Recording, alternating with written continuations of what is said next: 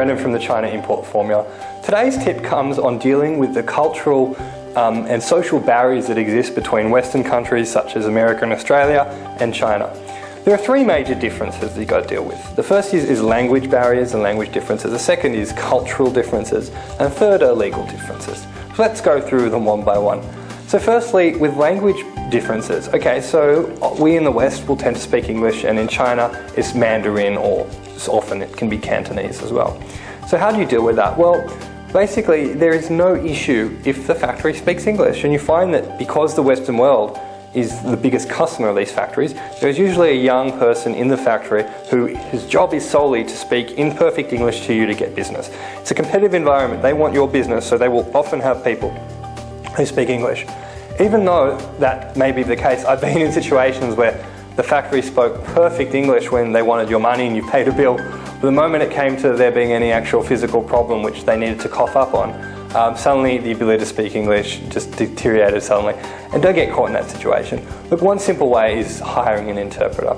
So if you're going there dealing with the factory, you can hire a live interpreter. Also, you can hire virtual interpreters that will actually communicate and translate your emails into Chinese and back and forth. And if you want more tips on that, it's on our website. Simply just go to it and check it out. The other thing is cultural differences. Now this can be quite tricky for people who haven't been to China before. And basically the way it works in China, there's a word called guangxi, and this means a connection or a connectedness. And you need to form an actual relationship with someone for them to do things for you, just like a friend. So it's very important that you recognise that it's not always about dollars and cents. That sometimes you actually have to take an effort, especially when you go over there, bring a gift, go out to meals with a factory, and don't just make it always about business.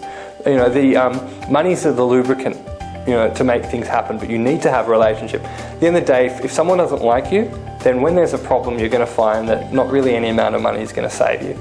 But you know, when someone does like you, they'll bend over backwards and help you because they want to see your story do well. They want to see you succeed. And also understand that yes can sometimes mean no.